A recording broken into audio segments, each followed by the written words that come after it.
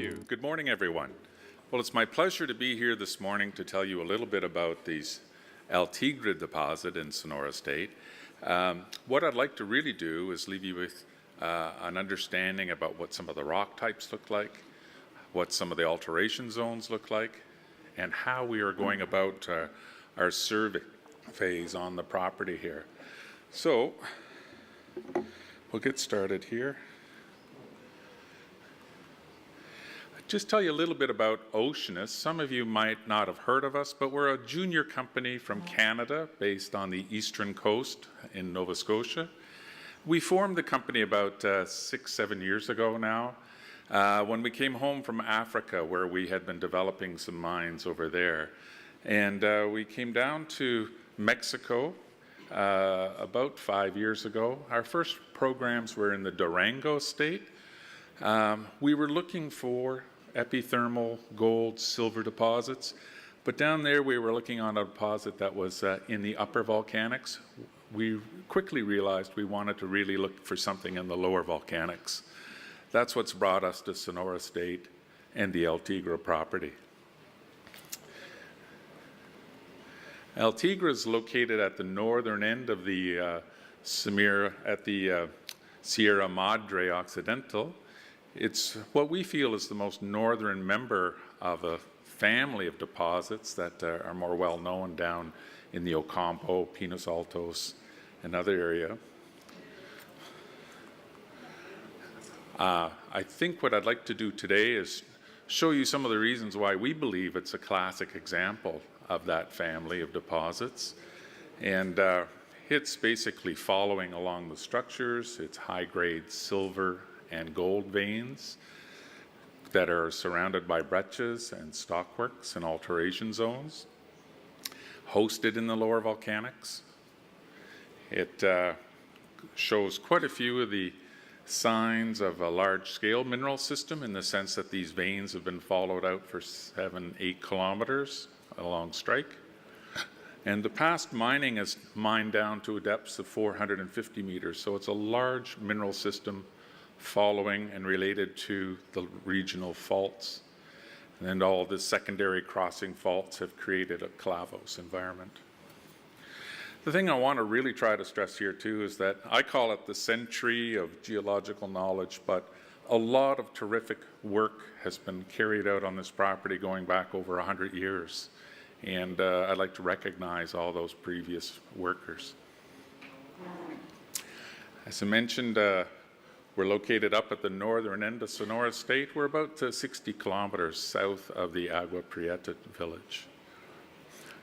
We have quite a land package, 21,000 hectares, and the area that we've circled there in red is where all the old mining took place.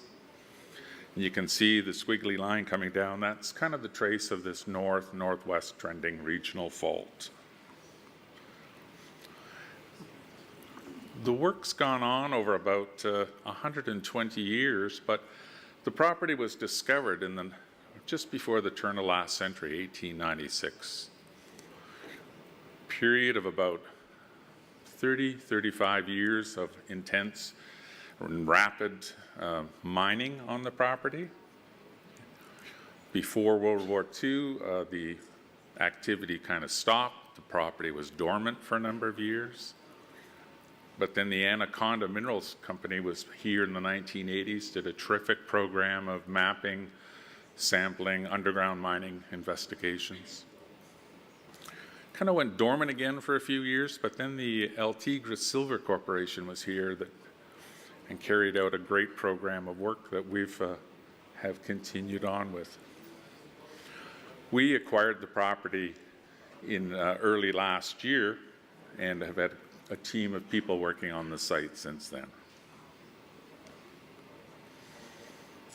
So I mentioned to you earlier, back in the turn of the century, there was a rapid advance in the work that was done here, and it went from hand cobbing high-grade silver to constructions of power lines, cyanide mills, underground mining down to deeper and deeper levels. But quite a bit of published information was generated at that time. And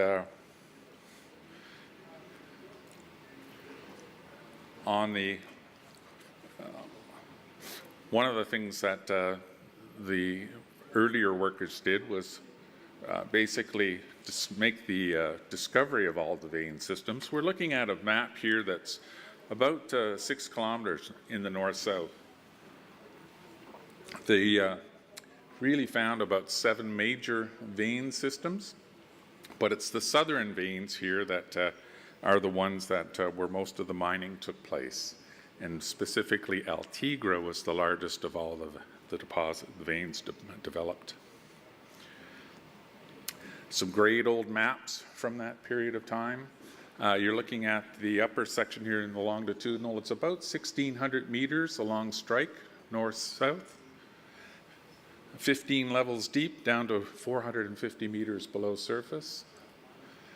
And in plan, you can see how they developed out along 3 of the veins down in the southern end here, the sites and the footwall, Tigre in the middle, and the Sui vein in the hanging wall.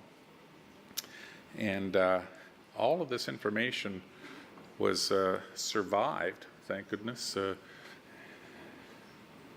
it's been a great help for us. You can see the clavos plunging off in the longitudinal. Here, there's a structural control to this body as well.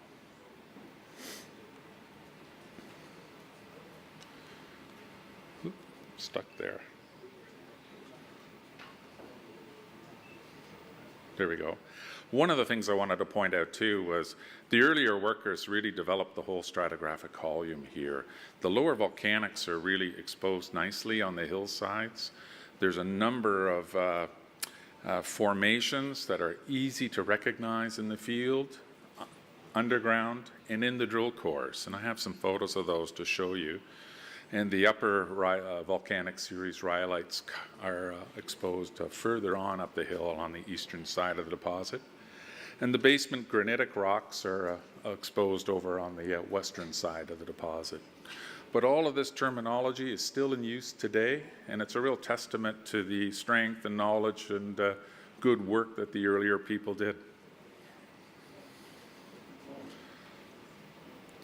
Some of the historical mining level maps too were very interesting, because on these are all the strike and dip of the beds, the veins, the structures. So we've been able to capture all that information as well and get this all put into the computer systems today. Some of the, well, from the 1920s, 100 years ago, the type long sections are being developed here. You can see the underground workings, some of the levels on the eastern side of the old mine. But most of the mineralization exposed comes right up to surface and continues down to as deep as they went, 450 meters. And they've gone down through a number of the formations, starting with the El Tigre at the near surface and down into the nodular formation deeper down. Oops. Anaconda was here in the early 1980s. They did a fantastic job of mapping the whole property and really went to work on going underground. They were able to still have good access, safe access into a lot of the workings at that time, where they went in, mapped, sampled. They did quite a bit of drilling and ended up creating some new underground workings on the Fundadora vein, one of the ones to the north, where they drifted along it for 300 and some odd meters. By 1983-84, Anaconda copper basically was sold, and the operations were all closed by 1984. But some of the information they generated were really good plan maps of the surface geology. I've just highlighted in red where a couple of the vein systems were. El Tigre took the property on, and through their company here, Pacemaker, back in about 2005, they did some really important things. They amalgamated the land package. They put in place deals with all the surface ranchers. They really did a fantastic job of capturing a lot of this historical information and scanning images of it to preserve it, to create a library. carried on 3 drilling programs in conjunction with their mapping and sampling programs, and did quite a bit of work on the tailings deposit that's still on the property. So they were quite active right up until 2013, 2014. Published the resource estimation in 2013, and we're really pleased at the quality and good work that was carried out during this period.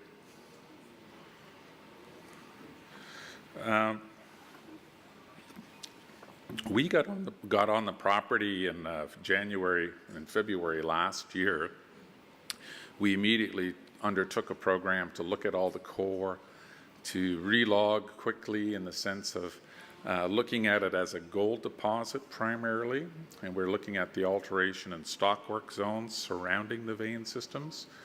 So we were really looking for and trying to document the different features related to that style of mineralization compared to the traditional vein style mineralization. We've carried out quite a bit of work, including some geophysical surveys, a lot of drilling. We've been into a few of the underground workings, but a lot of them are, over the last number of years, are no longer safe to go in. A lot of test work. We're developing some new brownfields drilling targets up to the north along the northern vein systems. And it's our goal to publish a new resource estimate here this year on the main deposit area. Some of the features on the map, the pink light-colored rocks on the right side of the slide are the upper volcanics. And as you come over to the left side of the page, you're going deeper down into the stratigraphy, into the lower volcanics. The key one here is the one called Tigre Formation. That's the one that where most of the vein systems and breccias daylight at surface in that Tigre Formation. And we can follow these along quite nicely over the whole strike length. You're looking at about 7 kilometers north-south direction here. Some photographs of some of the mineralization, some of the rock types from the Tigre Formation. Beneath that is the cliff. Beneath that is the flat formation. You might be able to see some of the lineations there. Tabular formation, very, very flat lying sequence. The tooth is down below that. And we haven't drilled any holes down into the deeper sections, but the bottom of the mine workings were in this nodular formation. Some great outcrops on surface, and you can see all these spherical bodies that range from a few centimeters up to 20 centimeters in size. The alteration, there's quite a strong series of silicification and argillite alterations around these vein and breccia systems. So the work that we've really focused on, what I've asked the guys to look at is along strike, go see where you can map these features out. We've been able to do that. And we can follow where the intensity is centered on where the crossing structures are really breaking over the main system. So it's really a great guide in the field to locate new zones of mineralization along the structures. A couple of photographs now of what some of this stuff looks like, but that's a typical high-grade silver vein. A lot of the old assays are showing things that are going up into the 2,000, 3,000 grams per ton silver on some of these quartz veins that range from a few millimeters up to 50, 60 centimeters. The next couple of slides just kind of show you a little bit about what we're seeing about the how the alterations go out from the vein systems here. They basically, the stockworks are most intense close to the vein, and as you move laterally away from the vein, it gets less intense, and finally it peters off to just normal rock. The gold grades do almost a similar thing. Close to the veins, you're in material that's, plus 1 gram per ton. And by the time you get out to the far end, you're down into 5 ppb rock. The argillaceous alteration is pretty intense, close to the veins. And as you move out away from into the hanging wall or footwall, it becomes more selective. So it's just down to several mineral types are altered. And then finally, when you're outside of the zone, the rock is quite fresh. Silicification is most intense, closest to the vein systems and stockworks. As you move out away into the hanging wall or footwall, it decreases, and finally you're into a normal looking rock again. Hematization is kind of prevalent through the whole system. It can be very intense in places and a little more selective in others. Just a plan map of who's done what, where, but I think we're on drill hole number 140 right now. Anaconda did a lot of their reconnaissance type drilling up in the northern end here. I think that's finally died off. And some of the holes up to the north were all drilled by Anaconda, deeper regional holes looking at the silver. And hey, thank you. Up in this general area, Fundadora vein, Protectora vein, where most of the El Tigre and Oceanus drilling's been down here on the more historical mined area. A lot of it's focused on the El Tigre vein and the Sites Kelly veins in the footwall. Just a little map that we put together, a little presentation, but this shows some of the old historical mining levels, 14 of them of the old mine. And then we've brought on the surface geological mapping, and you can see the upper volcanics here going down into the deeper ones. The El Tigre formation is the one right in through here that we like. Some of the old stopes from the old workings in red. The deepest being the on the El Tigre. And then finally some of the drilling results that we've been putting in. So we're focused on the main pit down in this area here, developing a pit here, but there's still great potential coming up to the northern end.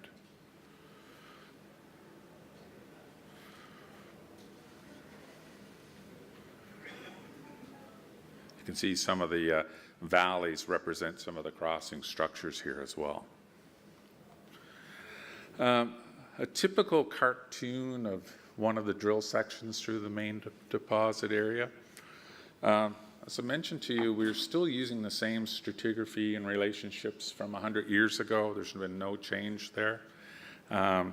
Really, the bulk of the deposit sits here in the El Tigre formation and comes down into the cliff.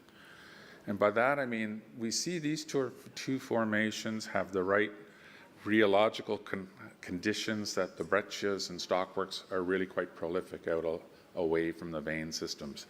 We do know as we go down into the flat and tabular formations, the breccia and stockwork just isn't as strongly developed down there, and it's only about 20 meters, 10 to 20 meters wide, whereas up here it's closer to 100 meters across. This area here represents the historical mined out thing. That continues down for another couple of 100 meters beneath this slide. Oceanus, we're looking primarily at the first stage of development being the open pit potential here. We also recognize there's deeper potential underground. Most of these deposits all translate back underground at some point. The engineers are telling us they really like the overall topographic relationships here. It's a dip slope ore body, so we have a low stripping ratios perhaps. At outcrops, it's all strongly oxidized down to about 150 meters. So it has a lot of positive features when it comes to looking at developing this part of the ore body. And like I mentioned earlier, we've been doing quite a bit of work here, mostly diamond drilling, surface mapping, prospecting. A lot of it's all been geared towards looking at the open pit potential on the El Tigre vein. But we've also been doing quite a bit of work at looking at the immediate extensions to the north and south. Our goal is to find the second, then the third type of open pit settings here. So right now our team is really finishing off the drilling. We'll be publishing our maiden resource report here later this summer. But we'll be continuing with the brownfield work, exploration work up in the northern section, in particular on the Fundadora and Protectora veins. Farther north of that, we know there's more vein systems exposed at the La Chula, and to the south, about 5 kilometers south of the old mine, there's other workings down in that area too. So the scale of this mineral system is starting to look more in the scenario of something that's closer to 15-kilometer strike length along these fault systems that we're seeing the mineralization. So we're quite encouraged by this. Finally, I'd just like to leave you here with a quick thing that through the 4 major periods of work, there's been a number of people involved, and I'd like to take this opportunity just to recognize some of the companies and people involved on working on the El Tigre project. And without these earlier workers, we wouldn't have the opportunity as a small company from Canada to come here and start working on a prolific mineral deposit. We really have a great opportunity ahead of us, and we'd like to pass on all of our thanks to these people.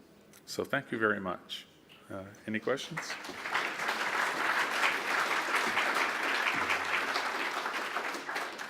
Yes, sir. Up on the hill between Gold Hill and as you go up the canyon, the Spoiler Canyon, there's these big carbon hills up there, and you head south down along there, parallel to the vein. There's a big swatch of alunite, Okay. which for this system is really odd. Mm-hmm. So I don't think it may not be part of this. I X-rayed it, and it's got it is alunite. Oh. And that was also a mineral that was found in the mill, as reported in the old mill data. Oh, okay. And I just wondered if you figured out where that came from. No, but I'd love to hear more about it. There's another one too. There's Arroyo de los Palmas off to the northwest. Yes, okay. There's a string of breccia pipes up there. Mm-hmm. One of the best holes we had, collared in the breccia through no great geology of our own. And that was some of the best mineralization we had. Okay. At some point, somebody ought to stick some holes on top of those breccias and see what's in there. We're sort of slowly working our way out from where we have to start to out into the unknown, but hopefully we'll be up there soon. Can I bother you with one more? No problem, sir. There's a dacitic dome that's in the hanging wall of the El Tigre vein. Yes. And around that, the nodular formation, the nodulars go from marble size up to Volkswagen size. Wow. And it looks like that, plus the dacitic dome, plus the way the vein takes its dive right in there, may have some relationship. On the dome itself, there are placer, gold placer, that are coming down off that dome. Okay. And that's something that Should we be looking at as well? Well, we're set up next door at the core shack, and I'd love to see you there. Thank you. Yes, sir. That 100-meter wide mineralized zone in the center of that speculative pit. Yes. Is there like a ballpark average grade on that? Well, right now we're seeing in that area of where the clavos is the strongest. That area there is a little better than 1 gram to 1.5 grams gold. As we move north and south away from that higher grade clavos, the historical one, the gold grades are falling off over that width of they're down to about 0.5 gram as you move north and south. So it's variable along the strike, but the higher grades related to the overall position of the clavos too. Yeah. Any others? Well, thank you very much, and we're next door. See you there. Thank you.